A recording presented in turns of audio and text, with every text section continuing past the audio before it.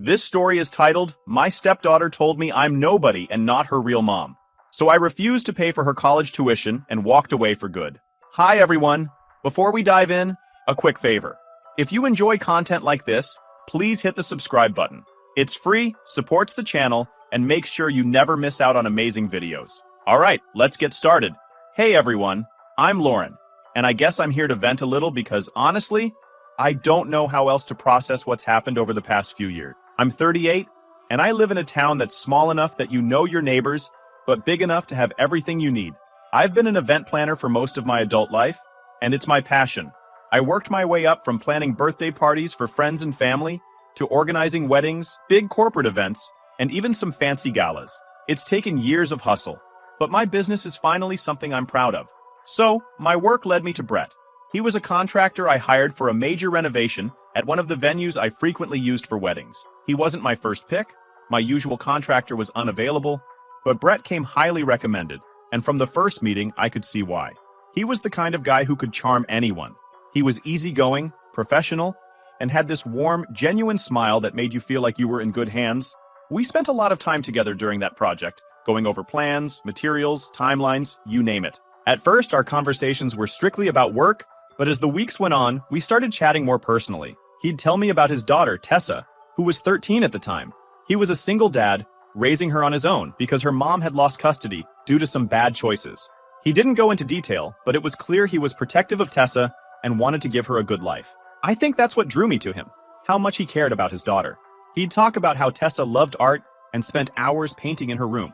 He even showed me a few pictures of her work on his phone, and I remember thinking how talented she was for her age. When the project was wrapping up, Brett surprised me by asking me out for coffee.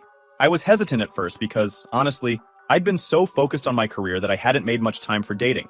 But there was something about Brett that felt different. He was kind, thoughtful, and just easy to talk to. So, I said yes. That coffee date turned into dinner dates, and before I knew it, we were in a relationship. And talking about marriage, Brett was everything I thought I wanted in a partner. Steady, supportive, and just a genuinely good guy.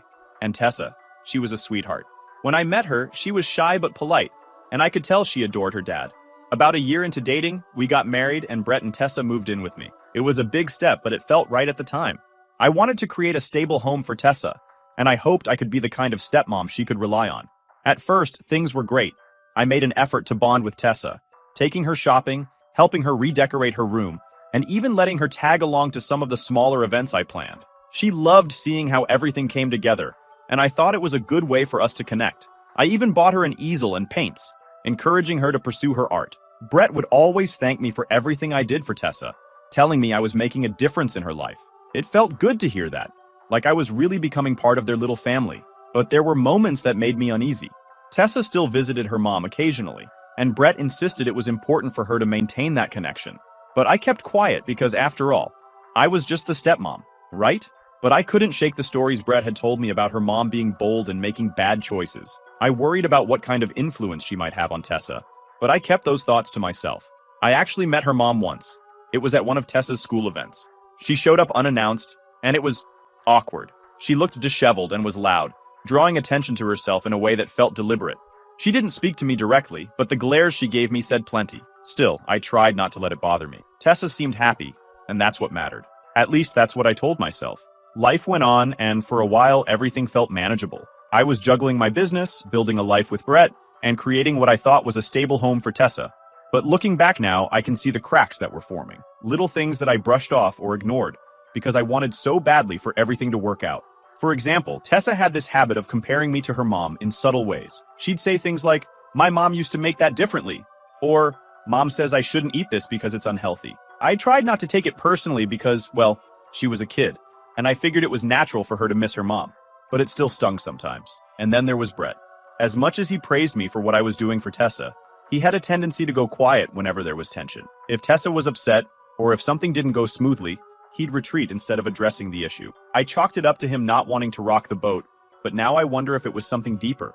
I kept telling myself that these were just normal growing pains, that every family has its challenges, and we'd get through it.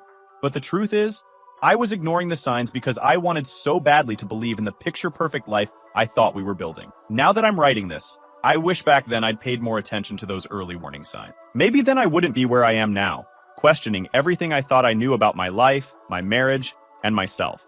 Anyway, things started shifting around the time Tessa turned 16. At first, it was little things. Her pulling away, spending more time in her room, and responding to me with short, clipped answers. I figured it was just normal teenage stuff. She was juggling school, friends, and all the drama that comes with high school. I told myself not to take it personally, but as the months went on, it became clear that it wasn't just teenage moodiness. Tessa wasn't just pulling away from me. She was actively pushing me out. She started asking Brett for things she used to come to me for. Whether it was help with a school project or just wanting a ride somewhere, she'd go to him directly, skipping me entirely. I tried to talk to Brett about it, but he brushed it off. "She's a teenager, Lauren. You know how they are," he said, like it was no big deal. I wanted to believe him, but something felt off. It wasn't just her attitude.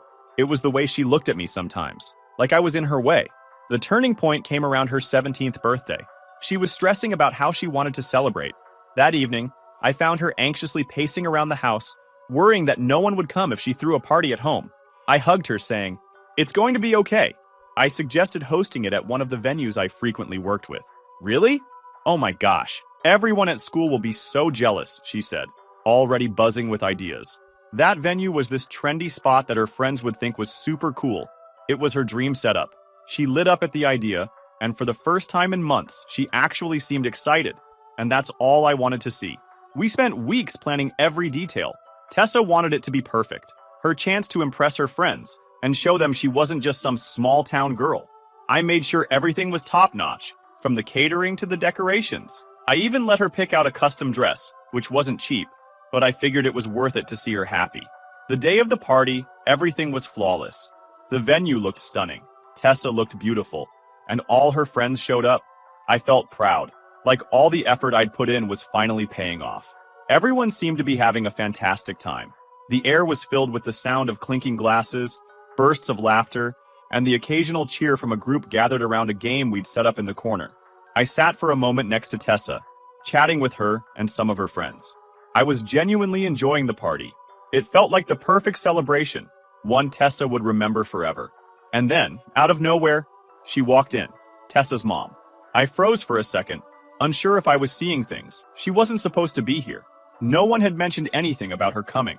Not Tessa, not Brett. It was like she just materialized out of thin air. She strode in with this confidence that didn't match her disheveled appearance. Her clothes looked like they'd been pulled from the bottom of a laundry basket. Her hair was unkempt, and there was a smudge of something on her cheek, but none of that seemed to bother her. The way she carried herself, you'd think she was the star of the show. She didn't even pause to scan the room or find Tessa. Instead, she walked in like she owned the place, her head held high and her steps deliberate. It wasn't the casual, humble entrance of someone trying to reconnect or quietly join a celebration. No, this was different. It was like she was daring anyone to question why she was there. Her presence commanding attention, whether people wanted to give it or not. I exchanged a glance with Brett, who was standing across the room. His face went pale, and I could tell he hadn't expected her either. I hadn't even known she was invited. Tessa hadn't mentioned it, and Brett had said nothing. But there she was, walking in like a gust of honor. As I was trying to understand what's happening, I saw her marching fast right up to me when she reached the table. "Move! That's my seat," she snapped, pointing to the chair I was sitting in, as if it had her name engraved on it. I was taken aback. "Excuse me? There are plenty of other seats," I replied, trying to keep my cool. She scoffed and raised her voice. "I said move from next to my daughter. I'm her real mom, not you. I belong there." People were starting to notice. Guests were glancing over, and I could feel the tension building. I looked at Brett, hoping he'd step in, but he just stood there, avoiding eye contact. I turned back to her and said as calmly as I could, "You're welcome to stay, but you need to find another seat. This isn't the time or place for this." That set her off. Her face twisted with anger. She jabbed a finger in my direction, her voice rising with every word. "You think you can just replace me, don't you? Just because you throw your little fancy parties, you think you're better than me?" Her words hit like daggers. Not because they were true, but because they were so loud and so public. Heads were turning. Whispers spread through the room like wildfire. I glanced at Tessa, who was sitting frozen. Her face flushed red. The mortified, "Please make this stop" kind. Her mom wasn't done. She stepped closer, her voice now echoing over the low hum of background music. "Look at you, all high and mighty, acting like this is your family. Guess what? She's my daughter. Not yours. I felt my hands grip the edge of the table tighter, forcing myself to stay calm. My eyes flicked toward the security team stationed near the door. They were watching the scene unfold, but hadn't moved yet. I hadn't called them over. Not yet. Part of me was still hoping I could de-escalate things without making an even bigger scene. But her yelling only got louder, her accusations sharper. I saw a few of Tessa's friends exchange nervous glances, some shifting uncomfortably in their seats. Others were clearly trying to avoid looking at either of us, as if ignoring the chaos might make it disappear. Tessa's face said it all. She wanted to be anywhere but here. The celebration she had been so excited about was turning into a public meltdown, and her mom was at the center of it. That was when I knew this wasn't going to blow over on its own. Something had to be done, and fast. The tension in the room shot up like a live wire. She grabbed a plate from the table and hurled it to the floor like a jerk, the crash echoing as it shattered into pieces. Then she started throwing the food and anything her hands reached for. Everyone froze. Tessa's friends exchanged uneasy whispers, their discomfort written all over their faces. Without hesitation, I finally signaled to the venue's security team, who moved in swiftly, grabbing her arm. "It's time to leave, ma'am." She started cussing, but they escorted her out before things could escalate further. When they got her out, I tried to take the situation back to control. So I stood up, plastering on a big smile, and said, "I'm so sorry for that, folks. Please continue enjoying your meals. Drinks for everyone." The regulars returned to their meals, but the atmosphere was charged. Tessa barely spoke for the rest of the night, and most of the guests left early, making polite excuses. I felt horrible. About an hour later, she quietly said, "I have a headache. Can we go home?" The rest of the party wrapped up quickly. Guests exchanged polite excuses. When we got home, I tried to approach Tessa, hoping to salvage what was left of the night. I stood outside her bedroom door, feeling a knot of guilt and frustration in my chest. "I'm sorry about tonight," I said softly, my voice just loud enough to reach through the door. "I just wanted it to be special for you." For a moment, there was silence, and I thought maybe she wasn't going to respond. Then the door cracked open just enough for her to peer out at me, her eyes filled with an intensity that caught me off guard. But instead of the gratitude or understanding I was hoping for, her gaze was sharp, almost accusing. Without any explanation, she slammed the door shut, leaving me standing there, stunned and confused. I waited a moment, expecting her to open it again or say something more, but nothing came. My mind raced, trying to figure out what I'd done to deserve that reaction. I had stepped in to stop the chaos, right? Her mom was the one who had caused the scene, so why did I feel like I was suddenly the villain? Still shaken, I found Brett in the kitchen later that night. He was nursing a glass of water, looking lost in his own thoughts. I decided to confront him. "Did you invite her?" I asked, my voice firmer than I'd intended. He looked up quickly, his brow furrowed. "Number, why would I do that? Then how did she even know about the party?" I pressed, unwilling to let it go. He hesitated just long enough for doubt to creep in. Then he shrugged. "Maybe Tessa told her. I don't know." His words hit like a slow realization. If Tessa had invited her mom, knowing full well how unpredictable she could be, why hadn't she mentioned it? And why was I being treated like the one who'd ruined everything?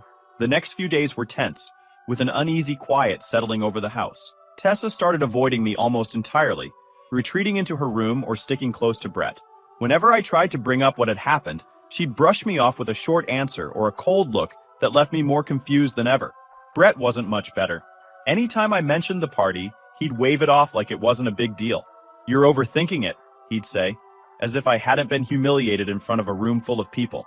It was a strange and unsettling shift. Tessa and Brett would sit together, laughing about something, while I sat on the other side of the room, feeling like an outsider.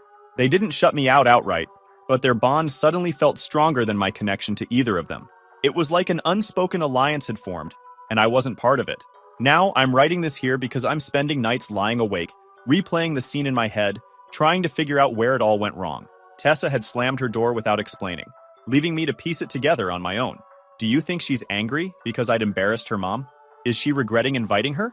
Or is it something else entirely that I just can't see? Update 1. Hey guys, it's been a while since my last post, but I wanted to give you an update because things have really escalated. Things stayed tense after Tessa's birthday disaster. She was distant, Brett was checked out. I kept telling myself that time would heal things, that Tessa just needed to get through her teenage years, and Brett would eventually step up and help bridge the gap. But the longer I waited, the more isolated I felt. By the time Tessa's senior year rolled around, things were at an all-time low. She barely acknowledged me unless she needed something, and even then, it was like I was just some random adult in her life, not someone who had been helping raise her for years. Brett, of course, refused to see the problem. I decided to give her space, but space wasn't the issue. It was like Tessa had decided that I didn't matter anymore, or maybe I never did, and I was just now realizing it. Then came graduation season. It should have been an exciting time, but for me, it was just another reminder of how far things had fallen apart. I had spent months helping Brett with the logistics, making sure Tessa had everything she needed, organizing her senior pictures, and even planning a small dinner to celebrate after the ceremony. I tried to push through the awkwardness because, despite everything, I still cared. The day of graduation was beautiful. The weather was perfect, and Tessa looked stunning in her cap and gown. I sat next to Brett in the stands, cheering as loud as I could when her name was called. For a brief moment, I felt like things might be okay, but that feeling didn't last. After the ceremony, we went home for the dinner I had planned. I had gone all out. Tessa's favorite foods, a gorgeous cake, and decorations that made the house feel festive without being over the top. Tessa's friends came over, and for a little while, everything felt normal again. She was laughing, smiling, and even thanked me for the cake. Then her phone rang. She stepped outside to take the call, and when she came back in, her entire mood had shifted. She walked straight up to me, her expression calm but cold. "My mom's on her way," she said like it was no big deal. I froze. "What? She wants to celebrate my graduation too," Tessa said. I tried to stay composed. "Tessa, I don't think that's a good idea. After what happened at your birthday?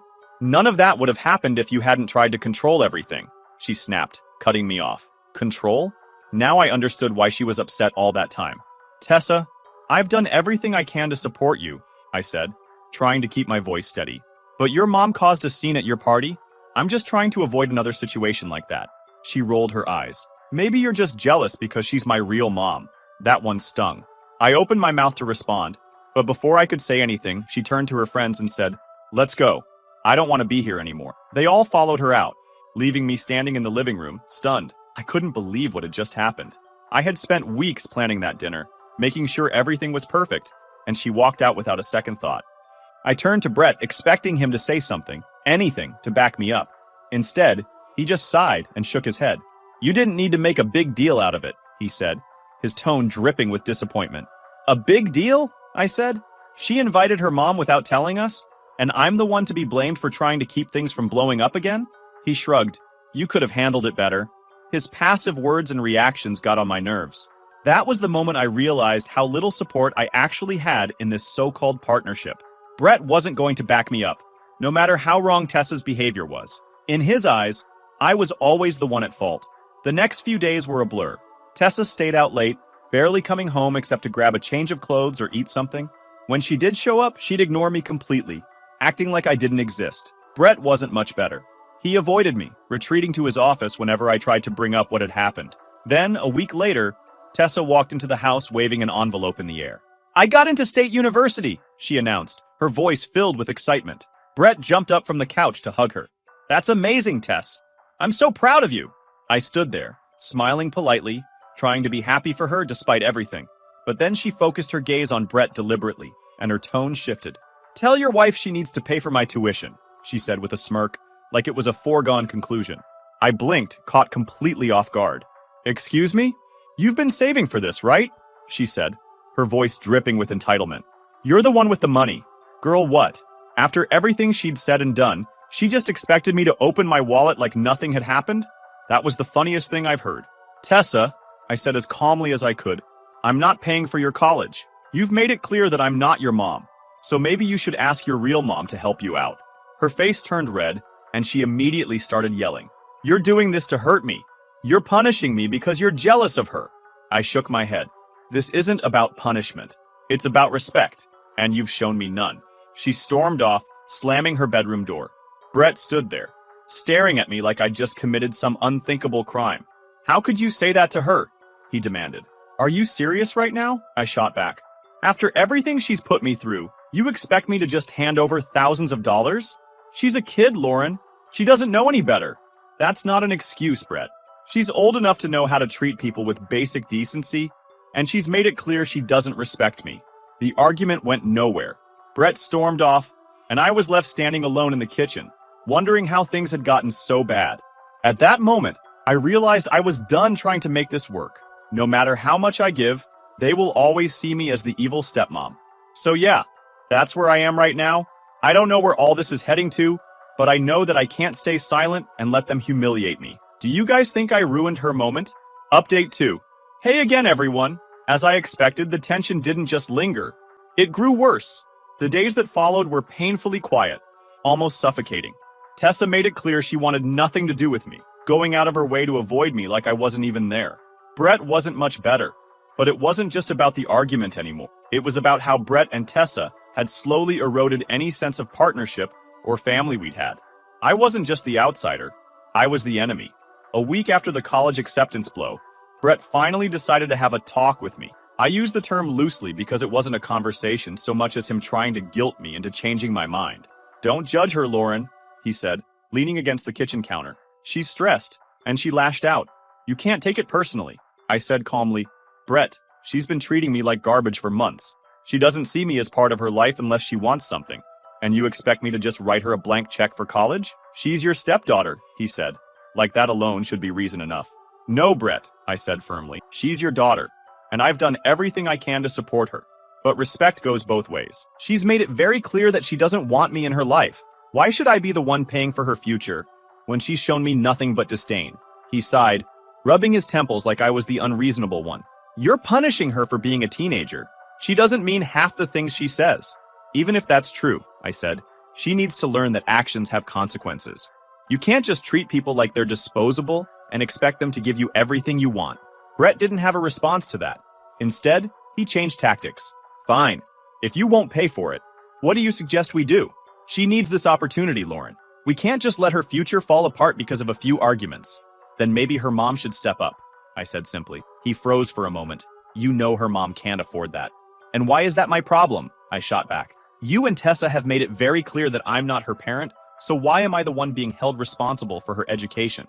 The conversation ended there, with Brett storming off and muttering something about me being selfish. But I didn't feel selfish. I felt drained. A few days later, Tessa decided to confront me herself. She came into the living room where I was working on an event proposal, her face set in a look of determination. I want to apologize for the birthday party, she said abruptly. I put my laptop aside, surprised. Okay, I shouldn't have invited Mom without telling you. I get now that you were trying to make it special for me. I'm sorry. The apology caught me off guard.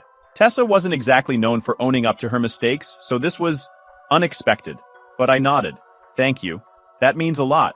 She looked almost relieved. I was embarrassed, and I didn't know how to handle it. I know you tried to make the party special for me, and I shouldn't have acted the way I did. I felt a flicker of hope that maybe this was the start of something better. I appreciate you saying that. It was never about controlling anything, Tessa. I just wanted to make sure you had a good day, and I didn't want things to go off the rails. For a moment, I let myself believe this was genuine. Maybe we were finally making progress. But then she said, yeah, you were right. She paused for a moment. Her tone shifted and continued. So, I was wondering if you'd reconsider paying for my college tuition since I just apologized. There it was again. I knew she wasn't the type to apologize unless she wants something. I sighed. Tessa, I appreciate the apology, but this isn't about one event. It's about years of disrespect. An apology doesn't fix everything. Her face turned red. So you're just going to ruin my future to prove a point. You're unbelievable. Her voice cracking and her tears streaming down her face. Before I could say anything, Brett walked in. What's going on? We stayed silent, staring at each other with anger.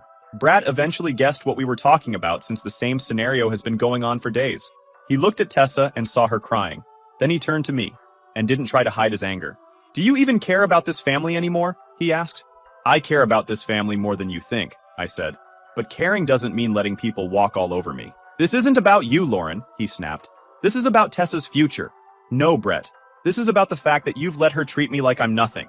And now you expect me to reward her for it. That's not how this works. He stared at me for a long moment, his jaw clenched. If you're not willing to support her, then maybe this isn't going to work. I raised an eyebrow, surprised by his sudden ultimatum.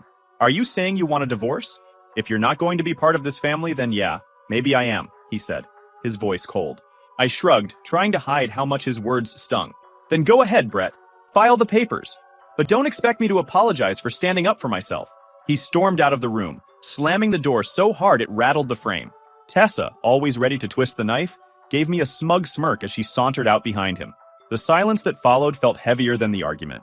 I stood there, staring at the empty doorway, wondering when standing up for myself had become such a crime. Now I feel devastated, drained, and just want to disappear. This has taken too much from me, and I'm ready to get the hell out of it once and forever.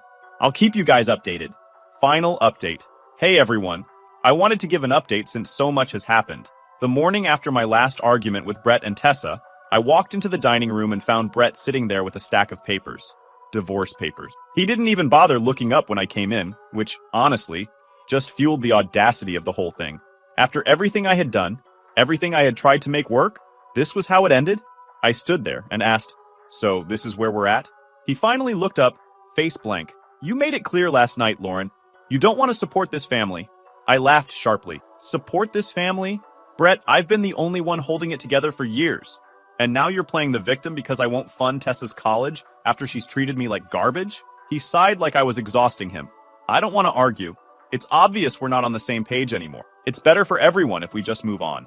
There was no emotion in his just cold indifference. I stared at him for a moment, hoping for some kind of acknowledgement that he cared about what we were losing, but there was nothing. "Fine," I said, quieter now. "Let's get this over with." And that was it. No fight, no attempt to salvage anything. Just the quiet realization that this was how it was going to end. The days after that were a blur. Brett moved into the guest room while we sorted out the logistics. I told him up front that the house and my event planning business were non-negotiable. He didn't fight me on it. I think he knew he had no leverage, but that didn't stop him from throwing little digs my way. "Must be nice to have everything handed to you," he muttered one day while we were dividing assets. I lost it. Handed to me? Brett, I built this business from the ground up. You have no idea how much work I've put into this. Don't you dare try to downplay it. He didn't respond, just shrugged like he couldn't be bothered. Tessa was another story entirely. She barely spoke to me, which wasn't surprising, but it still hurt. When she did talk, it was loud enough for me to overhear. Always to Brett, always painting me as the villain. "She doesn't care about us," I heard her say one night. "She's just thinking about herself," Brett replied. I didn't even bother defending myself anymore. What was the point? They had decided who I was, and nothing I said or did was going to change their minds. When they finally moved out, I thought I'd feel relief. Instead, I just felt hollow. The house was so quiet again, like it was before they moved in. It was unsettling at first, like I was living in an echo of everything that went wrong. But slowly, I started to take back control of my space and my life. I painted the walls brighter colors, replaced the furniture Brett loved, but I always hated, and added little touches that felt more like me. It wasn't just redecorating, it was reclaiming something I had lost along the way. My only escape was my business. I threw myself into work, taking on bigger clients and challenging projects. The first major event I did post-divorce was a corporate gala, and it was a massive success. The glowing feedback reminded me I was more than just a wife or stepmom. I was capable, thriving, and good at what I did. Eventually, though, I started hearing bits and pieces about Brett and Tessa. They were living in a small apartment across town, and things weren't great. Brett's contracting business was struggling, and Tessa had dropped out of college after just one semester. She was working retail at the mall, which wasn't the future anyone had imagined for her. I won't lie, part of me felt vindicated. They had painted me as the villain, but now they were seeing what life was like without me. Still, I didn't feel any joy in their struggles. If anything, I felt sad for the family we could have been if things had gone differently. After weeks of working, I decided I needed a break, something just for me. So, I booked a vacation. No overthinking, no endless planning. I just picked a place, packed my bags, and went. The trip was life-changing. For the first time in years, I felt free. I explored, indulged, and soaked in moments that were mine alone. There were no expectations, no one demanding my attention. I wasn't anyone's wife, stepmom, or caretaker. I was just me. While I was away, I shared a photo on Instagram, a picture of me by the water, smiling with the caption, "A little escape does wonders." It was simple, lighthearted, and exactly how I felt in the moment. Not long after, I noticed a reply to the story from a new account. No profile picture, no posts, and a generic username. The message read, "You really think you're better off without us?" It hit like a slap, not because I cared what it said, but because I instantly knew who it was. Brett. The tone, the passive aggressiveness, it was so him. He'd actually taken the time to create a fake account just to send me that petty jab. For a moment, I felt the old frustration bubbling up.